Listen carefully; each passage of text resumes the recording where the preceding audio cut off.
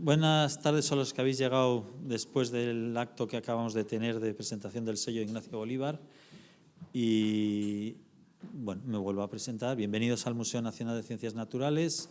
Soy el director, Rafael Zardoya, y ahora entramos en una conferencia que es de la Sociedad de Amigos del Museo, que está organizada junto con la Residencia de Estudiantes. Es un ciclo de 4 charlas que se hacen alternativamente aquí y en la Residencia de Estudiantes. Hoy toca a Leoncio López Ocón, que os va a dar la charla que tenéis ahí delante, y le voy a hacer una breve presentación y a partir de ahí le dejo ya, le doy la palabra. Bueno, Leoncio, lo primero que tengo que decir, antes de leerme todo el currículum, es que es un asiduo de este museo. Eso es lo primero que quiero recalcar y, por lo tanto, lo consideramos un amigo del museo. Es doctor en Geografía e Historia y profesor de investigación, que, como he leído en su propio blog, le ha costado sangre, sudor y lágrimas. Pero bueno, está en el Instituto de Historia del CSIC, del que fue director entre 2006 y 2011, y desde el año 23, o sea, hace ya 2, y le queda uno más, me parece, es presidente de la Sociedad Española de Historia de las Ciencias y de las Técnicas. Tiene, además de ser un asiduo visitante, no solo nos visita y está en muchas de las charlas, le veo siempre, sino que ha trabajado con muchos temas muy relacionados con el museo. Y ha trabajado con muchos temas en general, pero me gustaría, ya que estamos aquí y que soy el director del museo, destacar los que tienen que ver con el museo, como por ejemplo el estudio de la Comisión Científica del Pacífico a finales del siglo XIX, que fue una epopeya, la verdad, porque a los pobres los dejamos abandonados ahí. Bueno, no yo, los dejó el Estado español abandonados por allá. Sobrevivieron, vamos, como era la época romántica, gozaron de todo el romanticismo posible en aquella época. Y él ha sido un estudioso de eso, y en particular de las actividades americanistas de Marcos Jiménez de la Espada, que formaba parte de aquella expedición. Además de eso, y en relación también con el museo, es un gran estudioso de la Junta de Ampliación de Estudios y, por lo tanto, de todo este ambiente que nos rodea aquí, desde la Residencia de Estudiantes y también el propio museo y la JAE, que, bueno, aquí hay una polémica sobre si es el origen o no del CSIC, pero bueno, el caso es que tanto la JAE como el CSIC pues, representan la ciencia española. Y, como he mencionado hace un momento, pues primero fue Santiago Ramón y Cajal, el primer presidente de la JAE, y luego fue Ignacio Bolívar hasta que tuvo que irse al destierro. Y luego otra línea que me parece a mí muy interesante es la que trata sobre el estudio de los institutos históricos de Madrid, que algunos tienen unas colecciones científicas de animales muy interesantes y que bueno, se están estudiando y bueno, a nosotros también nos toca muy de cerca. Dicho esto, bueno, y también, y toca de lleno con la charla de hoy, no solo ha estudiado la JAE, sino también, la JAE viene de más atrás, la Segunda República y el exilio de varios de los científicos republicanos que tuvieron que irse fuera de España. Tiene una larga serie de libros, de los que quiero destacar Breve Historia de la Ciencia Española, que es un bestseller, El CENI de la Ciencia Republicana, o una reedición comentada muy, muy bonita, que es Los tónicos de la voluntad, reglas y consejos para la investigación científica, de Santiago Ramón y Cajal, que no sé si es la que cuando yo entré de científico titular nos regaló, tuvo a bien el que era presidente entonces del CSIC, César Nombela. Cuando entrabas de científico titular te regalaba Los tónicos de la voluntad. No sé qué exactamente quería decirnos con eso, pero nos regaló una a todos los científicos titulares en mi promoción, que yo se la saqué en el 2000.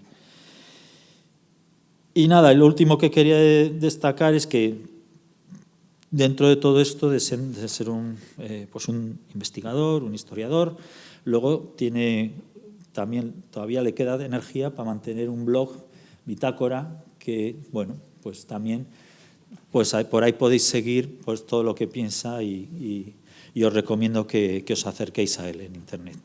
Y dicho todo esto, pues te cedo la palabra para que lleves a cabo la intervención de hoy. Muchas gracias. Gracias, profesor.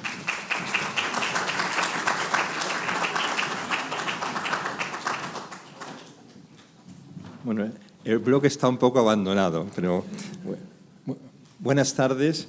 Ante todo, deseo expresar mi agradecimiento a los que estáis aquí presentes por vuestro acompañamiento y a quienes están siguiendo el acto esta tarde a través de la pantalla de sus ordenadores.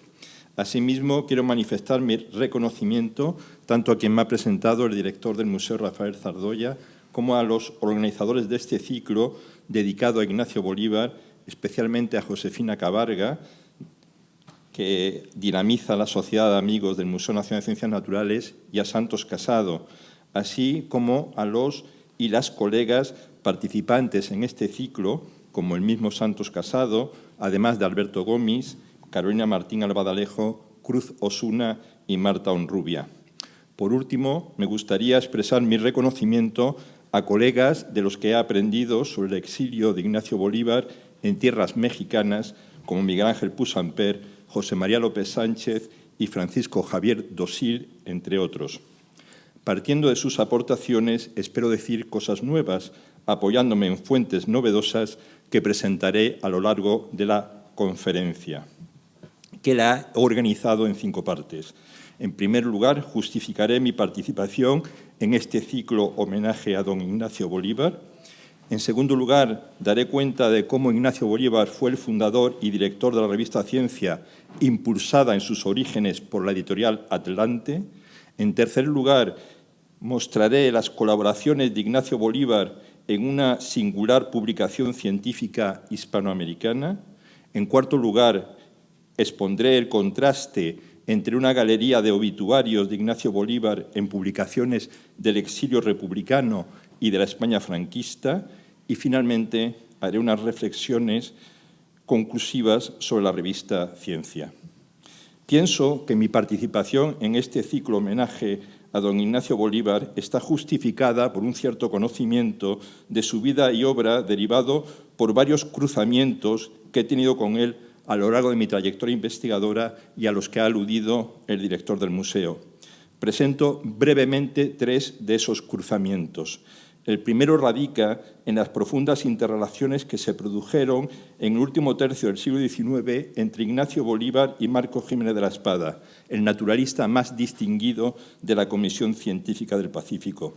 Ambos integraron el pequeño grupo de fundadores de la Sociedad Española de Historia Natural en 1871, que venían a ser una docena.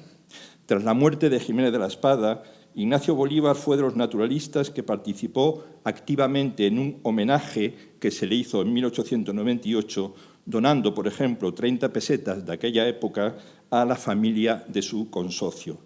Posteriormente, en diversos momentos, encomió las hazañas realizadas por Jiménez de la Espada y sus compañeros de expedición en tierras americanas. Tras mis estudios sobre Jiménez de la Espada y la Comisión Científica del Pacífico, mi atención viró hacia la historia de la enseñanza de las ciencias naturales en el sistema educativo español, particularmente en la enseñanza secundaria.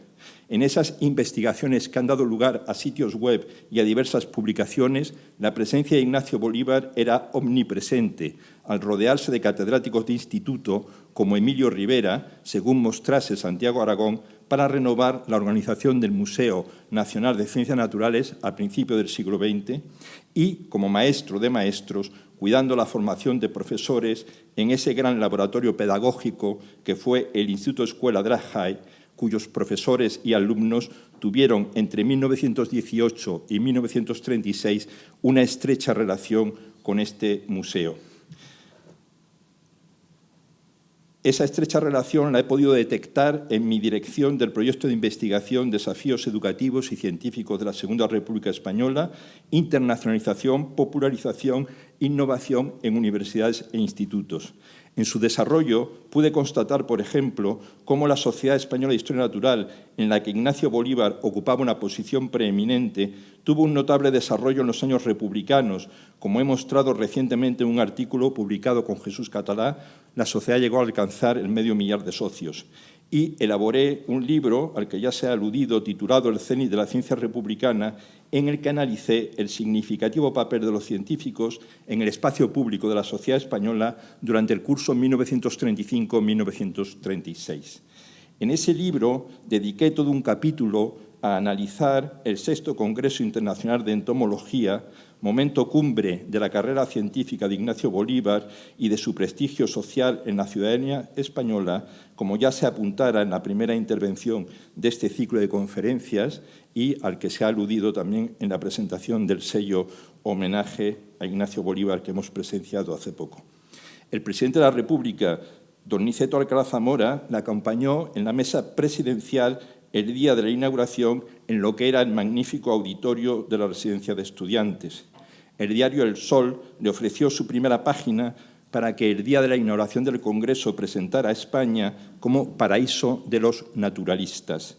Varios de los mejores entomólogos mundiales fueron nombrados doctores honoris causa de la Universidad de Madrid.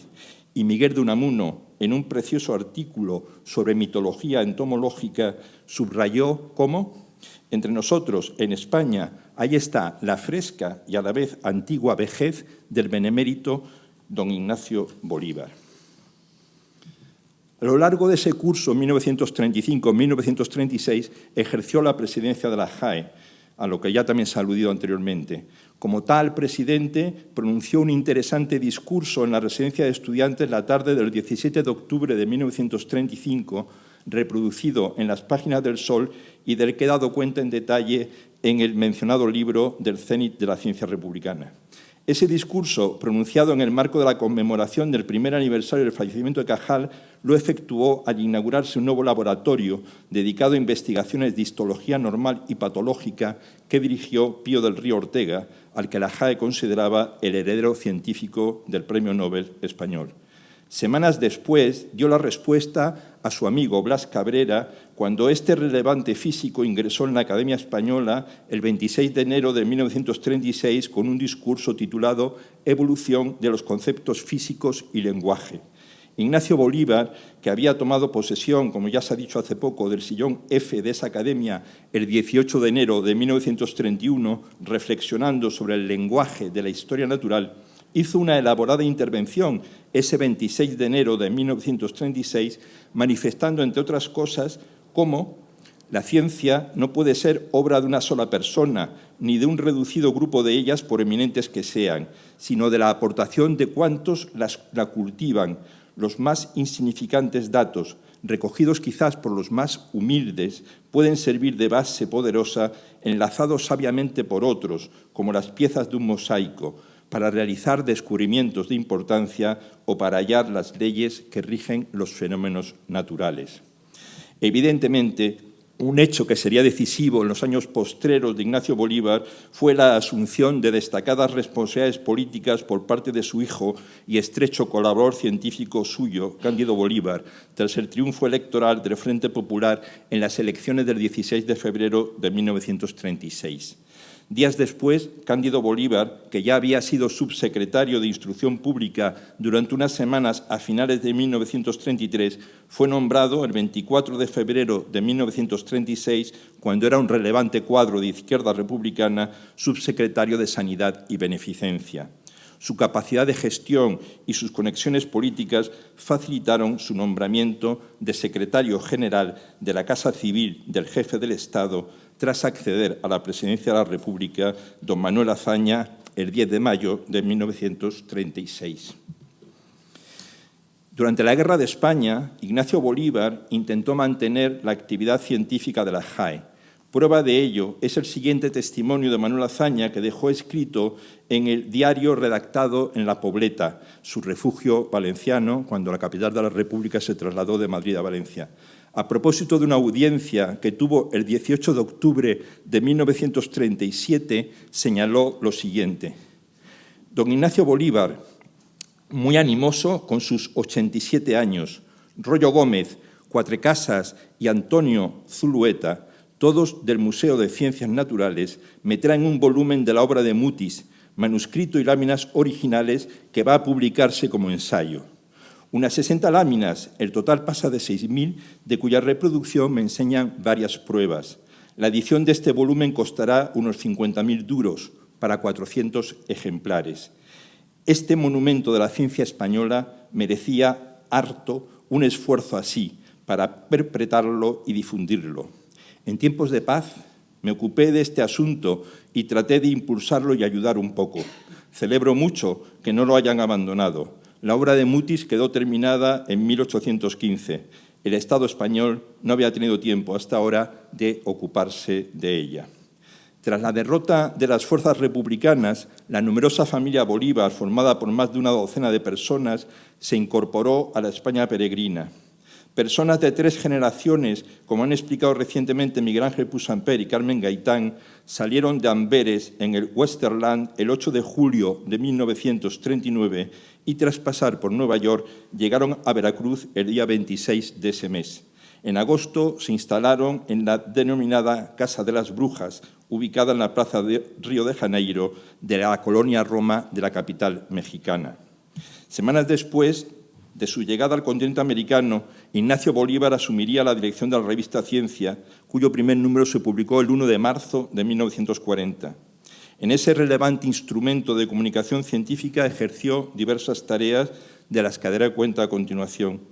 Organizó su estructura con la ayuda de otros colaboradores. Llevó la batuta de la orquesta, pero la acompañaron otros solistas, como veremos.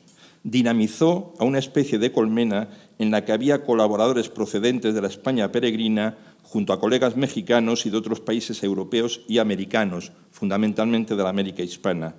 Y fue un colaborador más de una de las principales empresas culturales de la diáspora científica republicana. El sábado 23 de noviembre de 2013 tuve la oportunidad de conversar largo y tendido en su domicilio mexicano con Pilar Sánchez Condoy, hija del economista aragonés Manuel Sánchez Sarto, director técnico de la editorial Labor antes de la Guerra Civil e íntimo amigo de Leonardo Martín Echeverría, autor del mejor libro de geografía de España efectuado en la primera mitad del siglo XX, a mi modo de ver, y que fue editado por la editorial Atlante en 1940. Al percatarse doña Pilar de mis conocimientos sobre su padre, me hizo un regalo al que concedo un gran valor, un cuaderno escrito por Manuel Sánchez Sarto en la primavera de 1939, en el que diseñó una empresa con la que pensaba ganarse la vida en su exilio. Se trataba de la editorial Atlante, que se constituyó primero en París en julio y luego en México el 25 de septiembre de 1939. En ese cuaderno que he analizado recientemente se aprecia cómo los promotores de la editorial barajaron varios nombres para denominar a su empresa. Optaron por el nombre de Atlante. ¿Por qué? Quizás la respuesta se encuentre en la etimología de esa palabra, y disculpen ahora por esta excursión filológica. Los términos Atlas, nombre de un dios del grupo de los titanes que soporta la bóveda celeste, y Atlante, columnas con figura humana del medio cuerpo arriba que sustentan un edificio, proceden de la raíz indoeuropea tel, que indicaría cargar con. De ella procede el verbo griego tlenai, que significa soportar. En la Ilíada se denomina a Ulises politlas, es decir, que ha sufrido muchas pruebas. De ese significado procede también el término latus, que significa llevado, cargado, y su derivado translatus o traslado en español, que está asociado asimismo con el término inglés translator en nuestra lengua, traductor. Así pues, al escoger tal denominación, los impulsores de esa empresa cultural, que como otros tantos Ulises habían sufrido diversas pruebas durante la Guerra Civil, parecieran prefigurar el sentido de su editorial, transportar consigo parte de la labor intelectual republicana que habían ayudado a construir y trasladar elementos de conocimiento y manifestaciones culturales diversas entre distintos espacios. También, en esos meses de su exilio francés, Sánchez Sarto diseñó la creación de una enciclopedia, cuyo volumen dedicado a las ciencias naturales pensaba encargar a Ignacio Bolívar. Tal enciclopedia no llegó a cuajar, pero lo que sí pudo poner en marcha la editorial Atlante al establecerse en México fue la revista Ciencia, estrechamente vinculada a lugares de sociabilidad de los refugiados españoles como el Café Colón. Al respecto, años después, diría Manuel Sánchez Sarto: Desde el día siguiente a nuestra llegada, que fue el 7 de agosto de 1939, alguien nos llevó a la palomilla del Café Colón, donde se reunían numerosos intelectuales mexicanos. Por allí, dice Sánchez Sarto, desfilamos durante los primeros meses parvadas de universitarios españoles. La palomilla era a la vez bolsa de trabajo, cámara de comprensión, caja de herramientas, libro de consulta.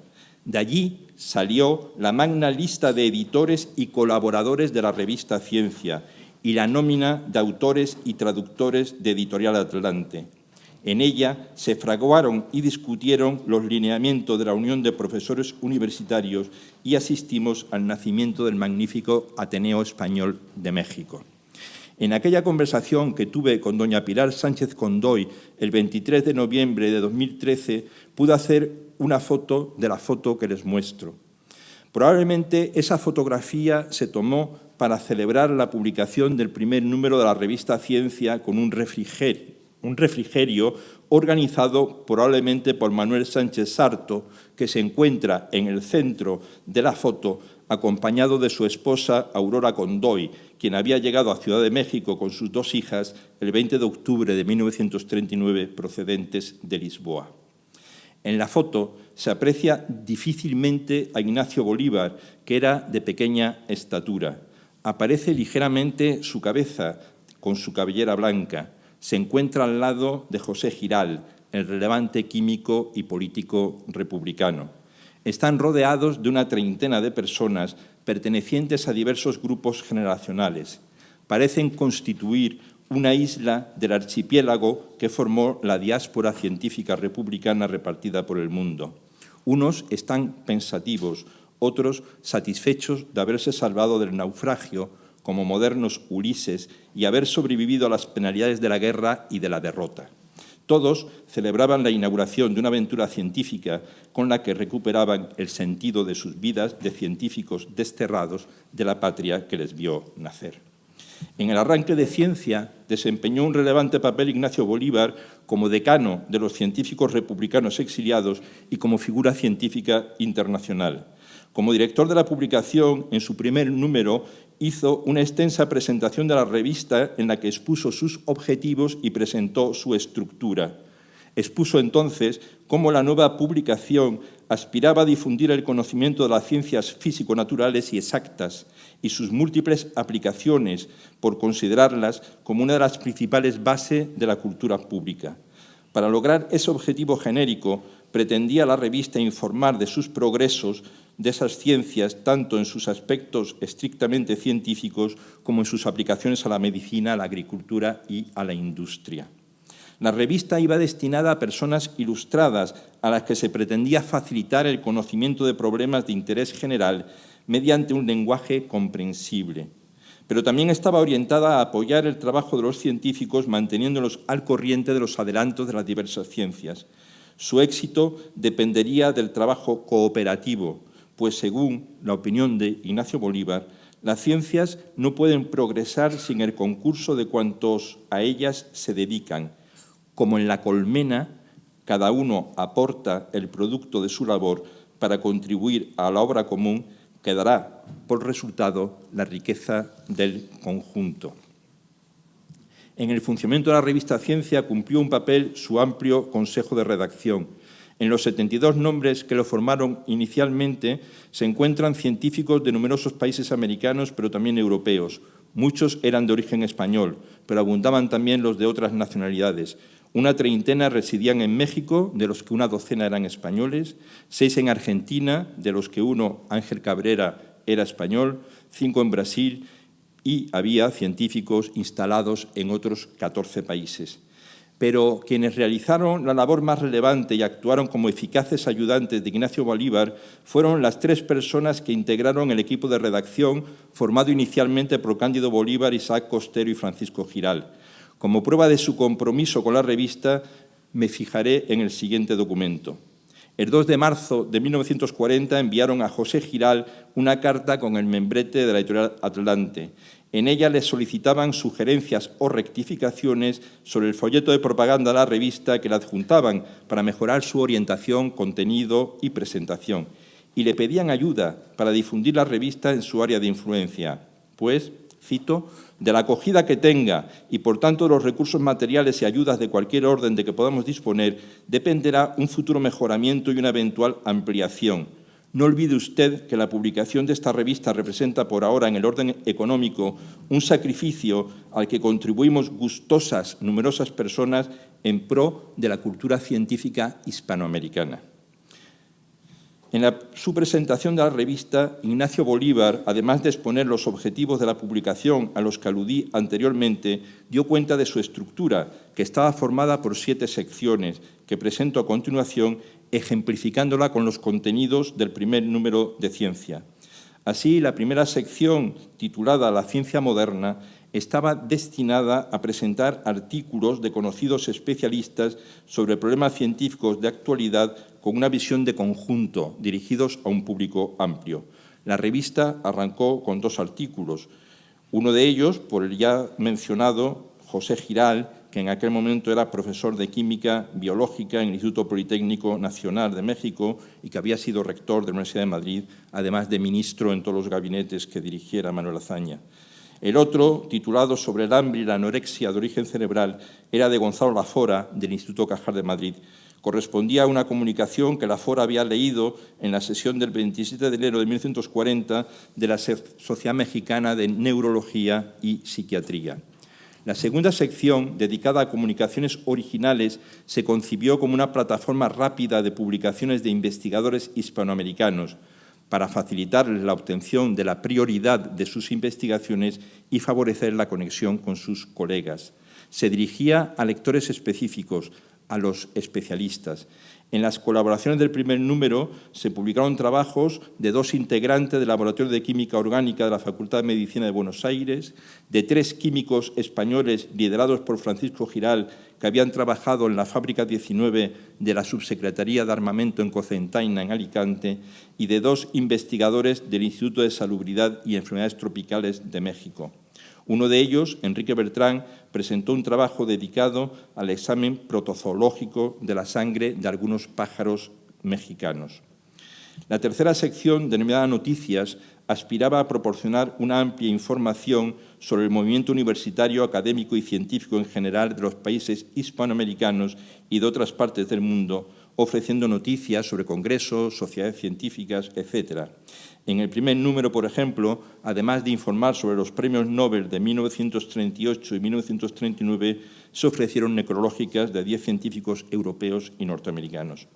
Entre las noticias ofrecidas en ese primer número de la revista Ciencia, destacaré la información que se ofreció sobre un homenaje efectuado a Cajal el 25 de octubre de 1939 en el Anfiteatro de la Universidad Nacional de México, organizado por la Casa de España con motivo del 5º aniversario de su fallecimiento. Participaron en él Isaac Costero, Jaime Pisuñer, Gonzalo Lafora, Manuel Márquez, el hispano-mexicano Tomás Perrín, el mexicano Isaac Ocho Terena y José Puche. Cerró ese acto el exrector de la Universidad de Madrid, el filósofo José Gauss. En la cuarta sección, dedicada a la ciencia aplicada, se publicaban trabajos sobre problemas de ingeniería o arquitectura, procesos industriales o técnicos, o cuestiones de especial interés para lectores interesados en conocer los avances de las aplicaciones de la ciencia.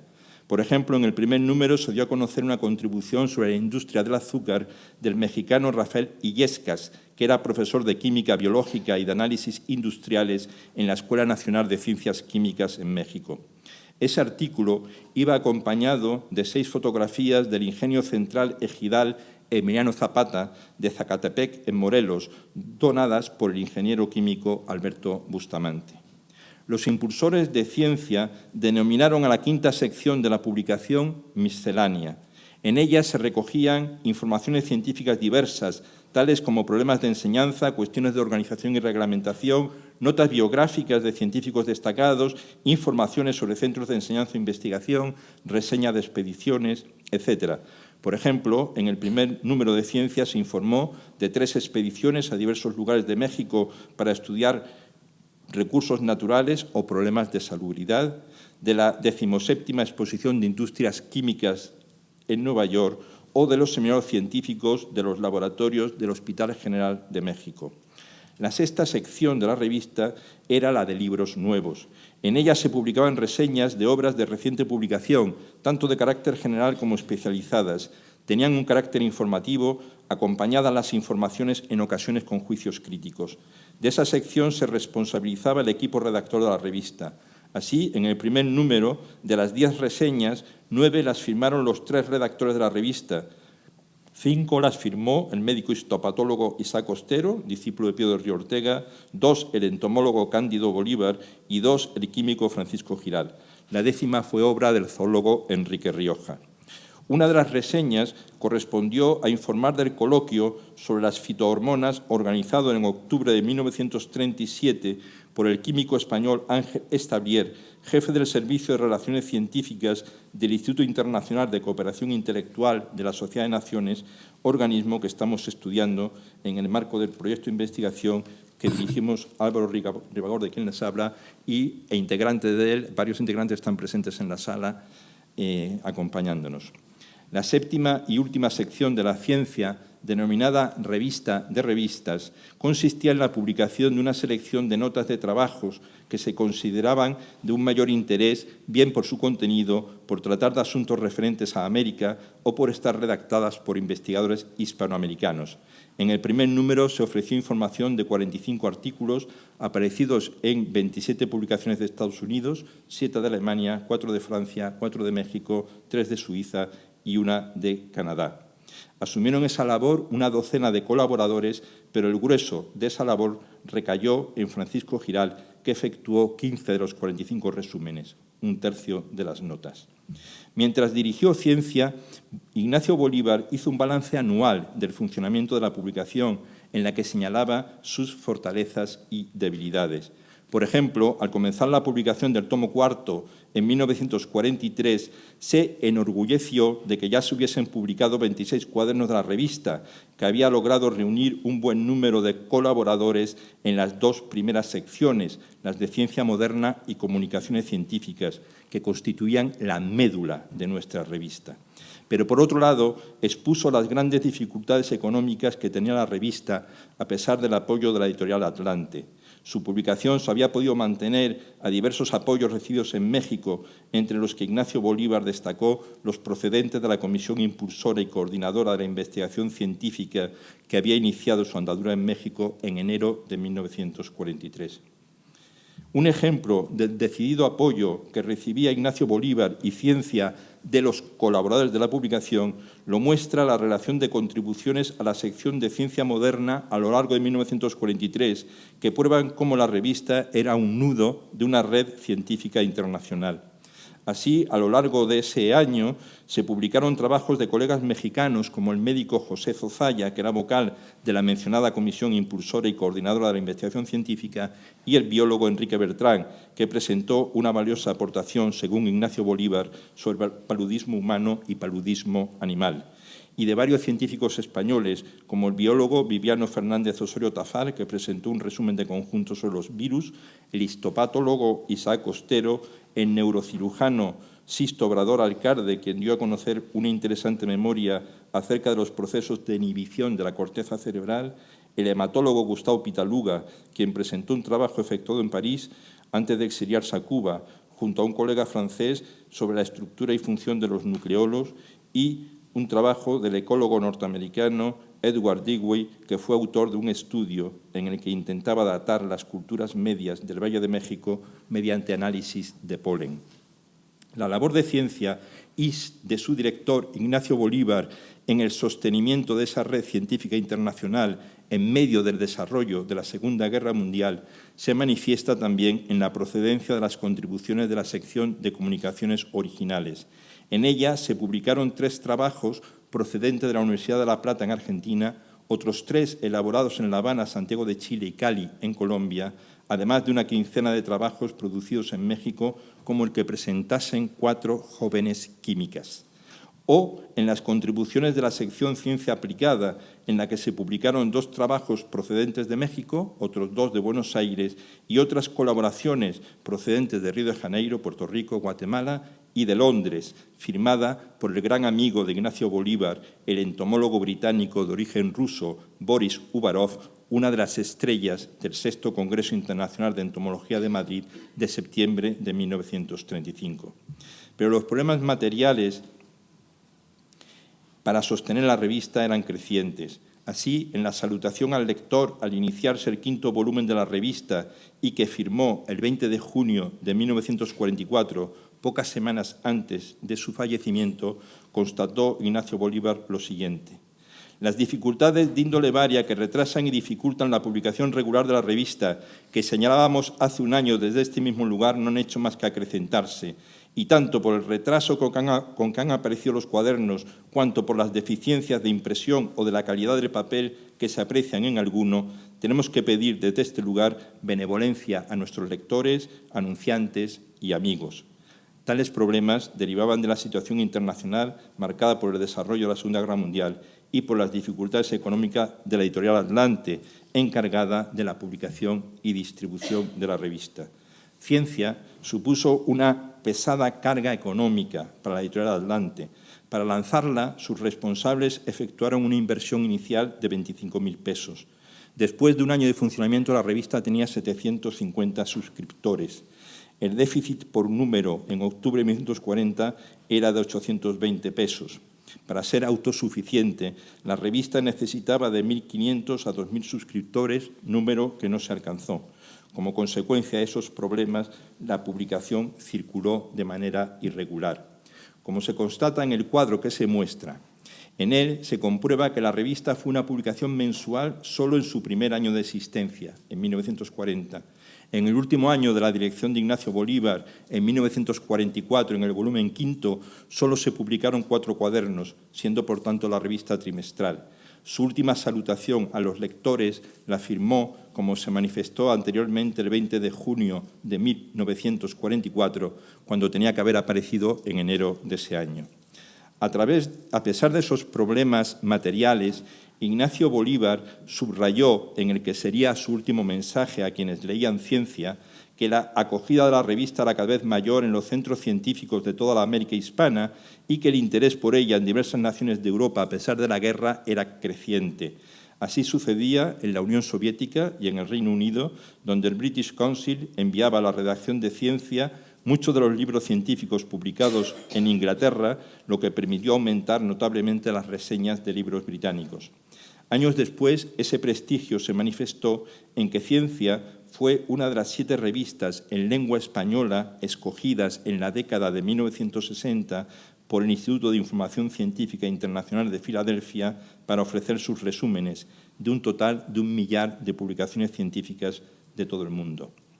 En el mencionado escrito de 20 de junio de 1944, dirigido a los lectores y lectoras de Ciencia, Ignacio Bolívar explicó también que para superar las dificultades que tenía que afrontar la publicación, se decidió crear en junio de 1943 un patronato, constituido por una alianza de empresarios vinculados a la Compañía Fundidora de Fierro y Acero de Monterrey y al Banco de México, con científicos y profesores mexicanos y españoles, entre los que se encontraban Blas Cabrera, Cándido Bolívar y Manuel Sánchez Sarto.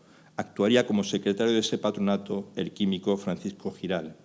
Asimismo, Ignacio Bolívar, en su último escrito como director de Ciencia, agradeció el apoyo recibido de diversos mecenas que ofrecieron apoyo económico a la población a través de anuncios o en metálico. Algunos eran empresarios de origen español, como Carlos Prieto, apoderado general de la Compañía Fundidora de Hierro y Acero de Monterrey, o Ángel Urraza, de la Compañía Hulera Euskadi. Otros eran responsables de laboratorios farmacéuticos o gestores de la cervecería Moctezuma. También encomió la ayuda recibida de la Junta de Auxilio a los Refugiados Españoles, o JARE, uno de los organismos creados por la Emigración Republicana, por haber adquirido un número crecido de suscripciones, y reconoció una vez más el apoyo material recibido de la Comisión Impulsora y Coordinadora de la Investigación Científica, presidida por el relevante físico mexicano Manuel Sandoval Vallarta. Varios de los vocales de esa comisión y el mismo Sandoval Vallarta eran integrantes del Consejo de Redacción de Ciencia desde sus inicios. Además de ser director de la revista, Ignacio Bolívar actuó como un colaborador más de esa empresa colectiva. Así, en el número 4 de Ciencia, publicó su comunicación titulada Sobre los tetigoninos de las Islas Atlánticas. Como es sabido, los tetigoninos son conocidos también como saltamontes de cuernos largos o grillos de los arbustos. Se interesaba por ese grupo de insectos desde 1893, como se aprecia en su nota bibliográfica, cuando dio a conocer la especie Califona aluadi. Ahora en México, gracias a hallazgos recientes, proponía que esa especie, junto a la California palmensis, descubierta por el entomólogo canario Anatael Cabrera en la isla de La Palma en mayo de 1934, formasen un nuevo subgénero. En el primer número del cuarto volumen de Ciencia, aparecido en julio de 1943, Dionisio Peláez, en la sección Revistas de Revistas, se hizo eco del artículo que había firmado Ignacio Bolívar junto a su hijo Cándido en las páginas de uno de los volúmenes de la Revista de la Sociedad Mexicana de Historia Natural de 1942. En ese artículo, padre e hijo habían descrito una nueva especie de cada uno de los dos subgéneros del género Pterophylla, aportando, entre otras cosas, algunas notas ecológicas y datos sobre la coloración y canto de los chananos, que era como se denominaba vulgarmente en México a esos insectos. Pero donde la firma de Ignacio Bolívar estuvo más presente en las páginas de la revista Ciencia fue en la sección Revista de Libros, donde de vez en vez apareció su firma comentando lecturas que había efectuado, para las que quizás dispuso de ayuda, pues en los últimos años de su vida tuvo serios problemas de visión. Así, en el número 6 de la revista de agosto de 1940, reseñó una importante obra de su querido amigo y antiguo colaborador suyo en este museo y en la Sociedad Española de Historia Natural, como fue Ángel Cabrera, zoólogo al que tengo gran estima porque, como mostré en una conferencia que di en esta misma sala en julio del 2020, fue el principal discípulo de Jiménez de la Espada. Esa obra, publicada en Buenos Aires en 1940, era un trabajo de síntesis que Cabrera publicó junto a José Yepes, argentino, sobre la vida, costumbres y descripción de los mamíferos sudamericanos. Ese libro fue considerado por Ignacio Bolívar como un acontecimiento científico en el campo de las ciencias naturales. Y qué oportuno que en estos días vaya a haber dos exposiciones simultáneas sobre Ignacio Bolívar y Ángel Cabrera, donde los tienen ustedes allí en esa hermosa foto. El éxito de la recepción de esa obra animó a José Yepes, profesor de Zoología de la Universidad de Buenos Aires, a fundar en mayo de 1941 la revista argentina de Zoogeografía, que fue saludada con alborozo por Ignacio Bolívar en los números 10-12 del segundo volumen de Ciencia, publicado el 25 de diciembre de 1941. También en ese segundo volumen de Ciencia informó de la aparición de dos nuevas revistas científicas brasileñas. Una de ellas era la Revista Brasileira de Biología, órgano de la Sociedad de Biología de Brasil, y que, según Ignacio Bolívar, dado el contenido y presentación de su primer número, podría constituir un timbre de gloria para la nación brasileña. La otra eran los archivos do Museu Paranaense, editados en Curitiba, y en cuyo primer tomo predominaban los trabajos zoológicos acompañados de estudios geológicos, botánicos, etnográficos y lingüísticos. En el número 12 del tercer volumen de Ciencia dio la bienvenida a la edición española de la revista de divulgación científica británica Endeavour, financiada por un consorcio de industrias químicas.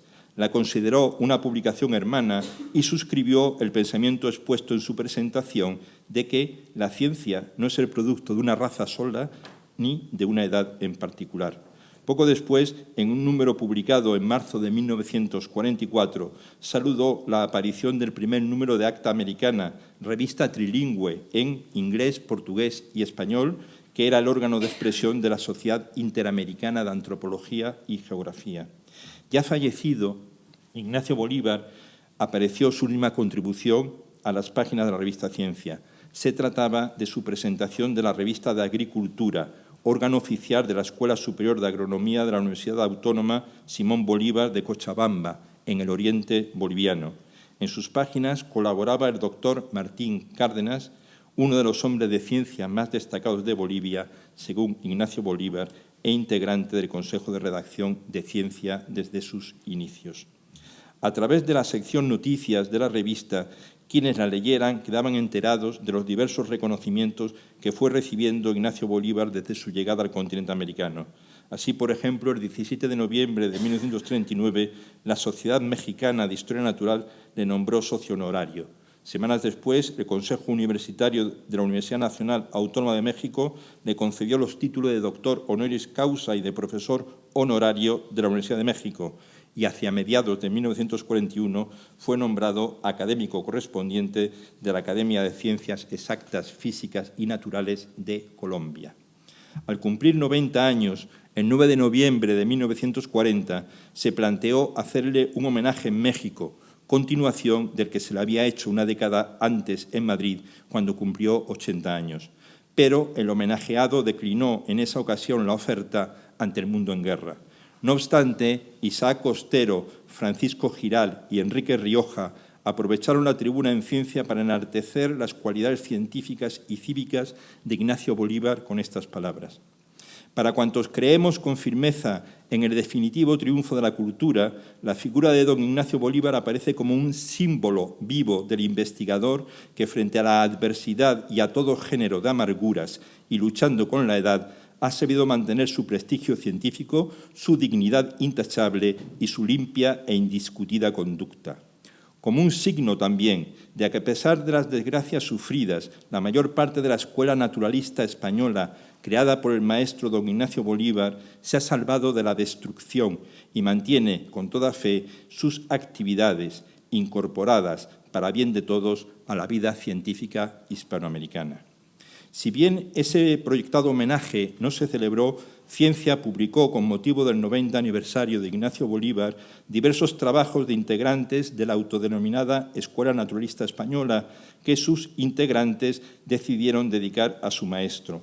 Así sucedió con colaboraciones procedentes de Colombia, debidas a José Royo Gómez, geólogo del Ministerio de Minas y Petróleos en Bogotá, y José Cuatrecasas, del Instituto Botánico en Bogotá, con una procedente de Argentina, debida a Ángel Cabrera, profesor de la Facultad de Agronomía y Veterinaria de Buenos Aires, y de México, debidas a Dionisio Peláez, del Instituto de Salubridad y Enfermedades Tropicales, y de Enrique Rioja, del Instituto de Biología de la UNAM, y del asturiano Faustino Miranda.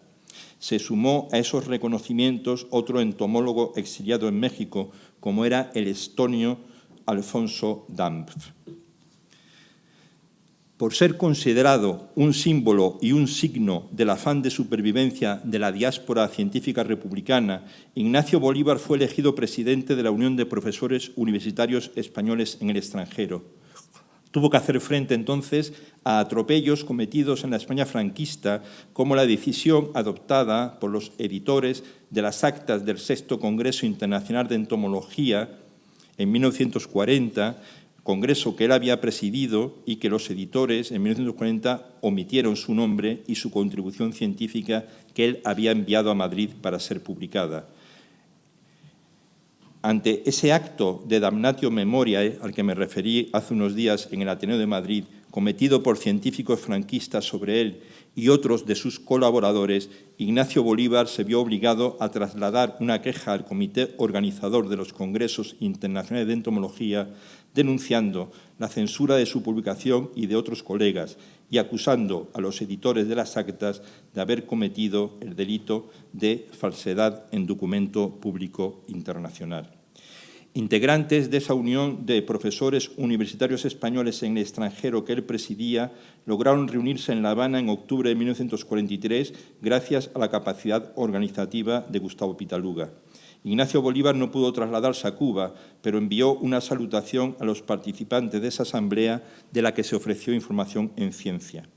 En uno de sus últimos escritos, fechado el 20 de junio de 1944, manifestó su confianza en el triunfo del internacionalismo científico como garante de los valores democráticos, manifestando lo siguiente: expresamos nuestra más firme esperanza de que, al redactar las líneas de presentación del próximo volumen de ciencia, cosa que ya no pudo hacer, la guerra brutal que destroza a la humanidad haya terminado y puedan los pueblos oprimidos recobrar su libertad, y los científicos de todas las naciones, que en la mayor parte de los casos son completamente ajenos a las causas determinantes de la contienda, comiencen a estimarse de nuevo y cooperen en la reconstrucción del mundo.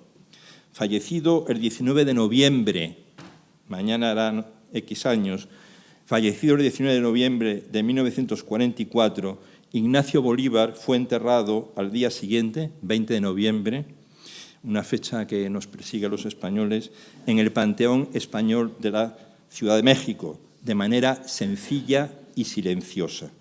Según un testigo, esa ceremonia muda con que se despedía lejos de su patria a un anciano insigne que la honra, arrojado de ella por sus actuales dominadores, dice más que todas las diatribas contra el régimen imperante en España.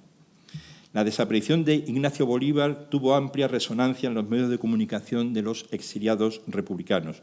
El 24 de noviembre de 1944, un editorialista del semanario España Popular manifestó lo siguiente: el nombre de don Ignacio Bolívar quedará unido para siempre en la historia contemporánea de España a las luchas por el progreso científico y cultural de nuestro país. La muerte en el exilio, a los 94 años, de un sabio de los merecimientos de don Ignacio Bolívar es un símbolo trágico de nuestra España y una terrible acusación contra la barbarie franquista.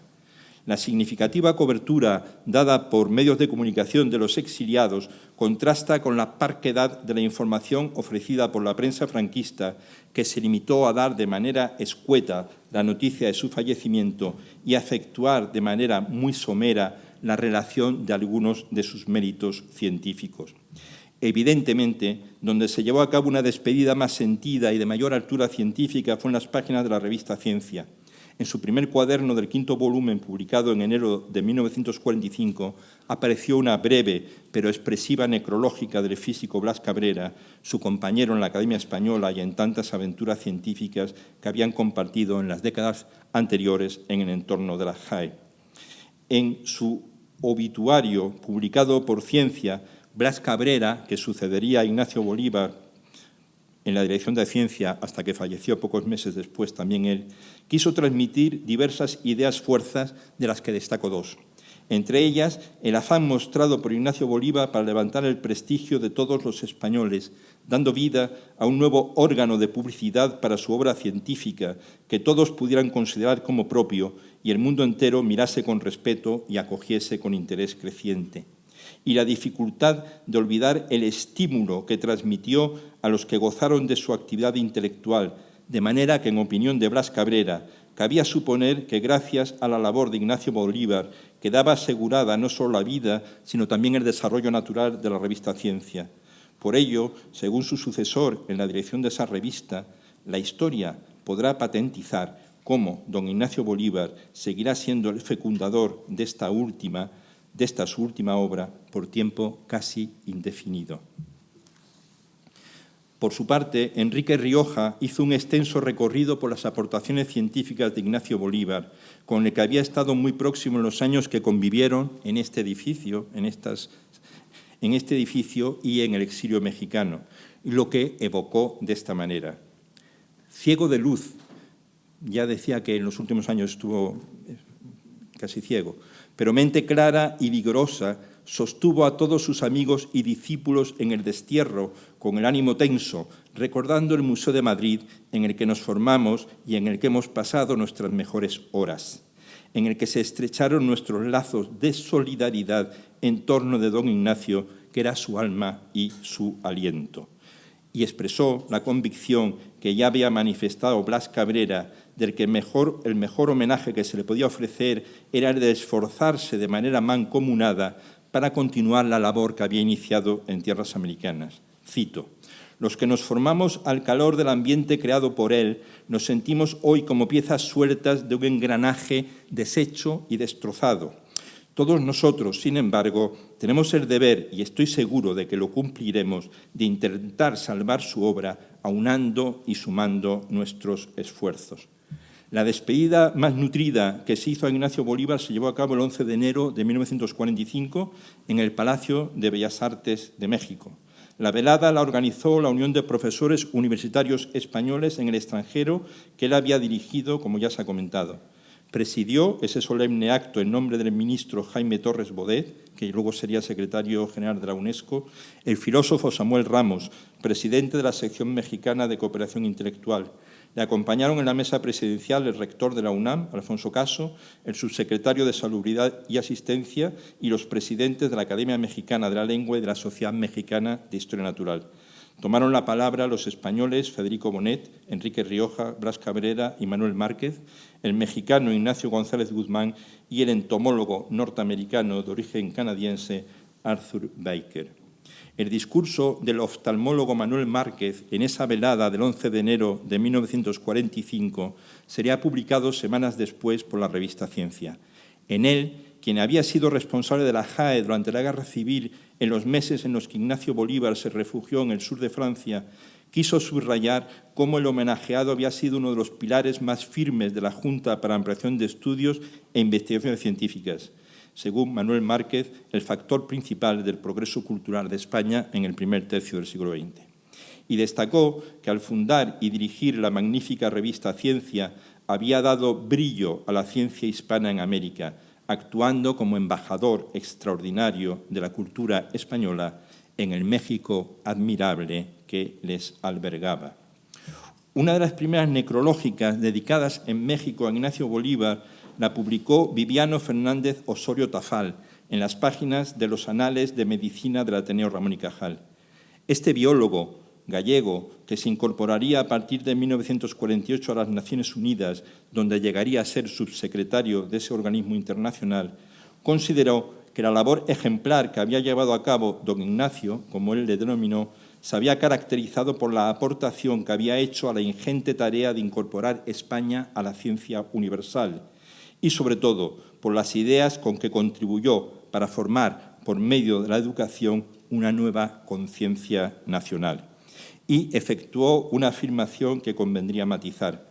Osorio Tafal manifestó en ese artículo que Ignacio Bolívar no tuvo ni podía tener más enemigos que los que, a la vez, lo eran de la cultura y del progreso.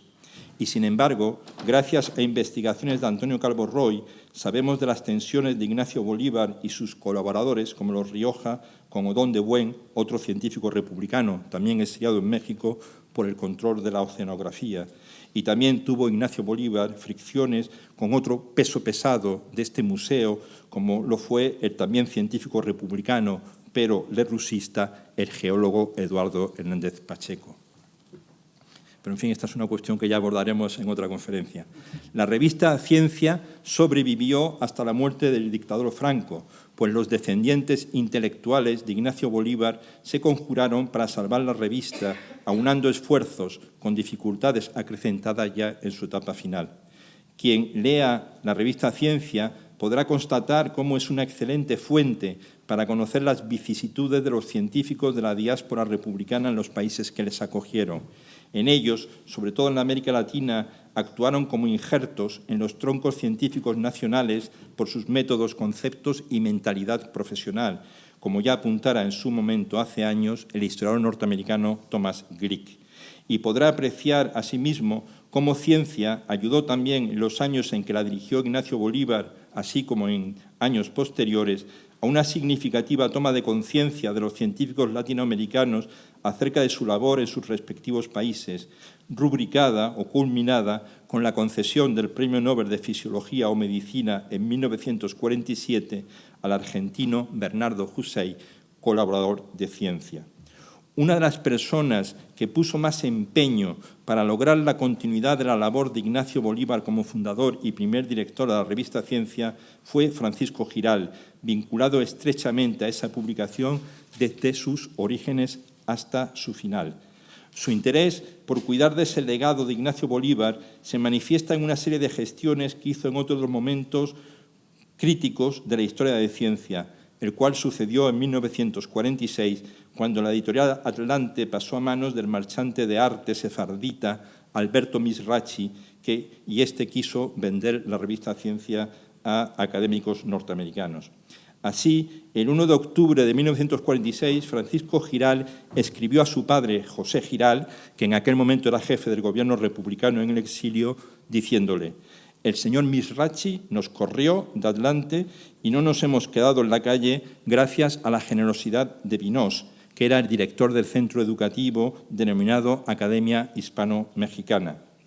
Con eso y unos cuantos abrazos que he vuelto a pegar por ahí a amigos y enemigos, hemos reanudado la publicación y ya estamos en el volumen 7. Antes se hunde el mundo que dejar de publicar ciencia.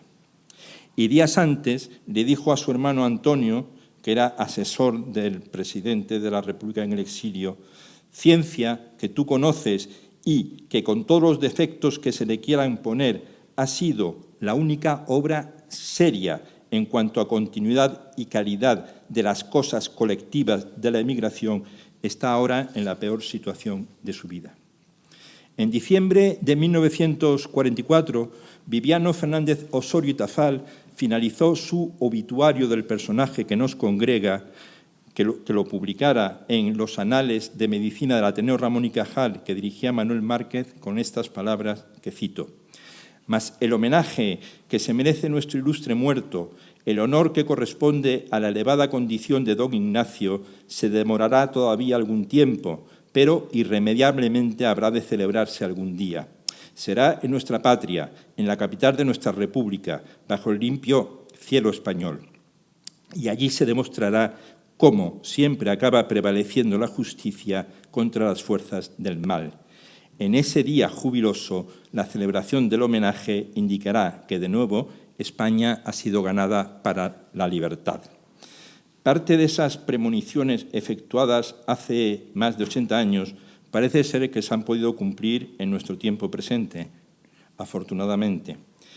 Y, para acabar esta conferencia, quisiera recordar cómo el 30 de enero de 2019, en un solemne acto celebrado en la Real Academia de Ciencias Exactas, Físicas y Naturales, se restableció la condición de académicos a 7 científicos que fueron castigados por la dictadura franquista, siendo desposeídos de sus medallas de académicos el 10 de mayo de 1941. En aquel acto de 2019 intervino Antonio Bolívar Goyanes, nieto de Ignacio Bolívar, uno de esos 7 científicos académicos represaliados. De este acto dio buena noticia Manuel Ansede en las páginas del País. En su intervención, Antonio Bolívar Goyanes, nieto de Ignacio Bolívar, recitó estos versos del poema Entre España y México que escribiera el poeta salmantino Pedro Garfias a bordo del buque Sinaya, rumbo a América, en el verano de 1939. España que perdimos, no nos pierdas, guárdanos en tu frente derrumbada. Conserva a tu costado el hueco vivo de nuestra ausencia amarga, que un día volveremos más veloces sobre la densa y poderosa espalda de este mar, con los brazos ondeantes y el latido del mar en la garganta. Muchas gracias, profesor.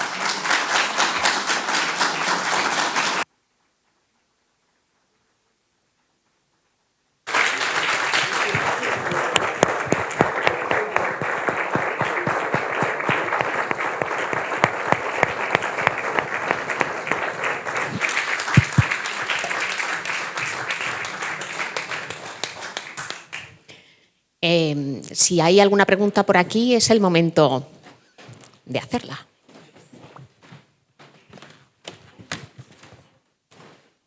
Bueno, ya se está haciendo tarde, pero muchas gracias por la conferencia y por todos los detalles nuevos que aportas a la biografía de Ignacio Bolívar. Me he fijado que en el primer número él firma todavía como director del Museo Nacional de Ciencias Naturales. ¿Cuándo dejó ya de sentirse director del museo? ¿O no lo dejó nunca, pero dejó de firmar como tal? Porque en el 44 ya no firma así. Claro, sí. Yo creo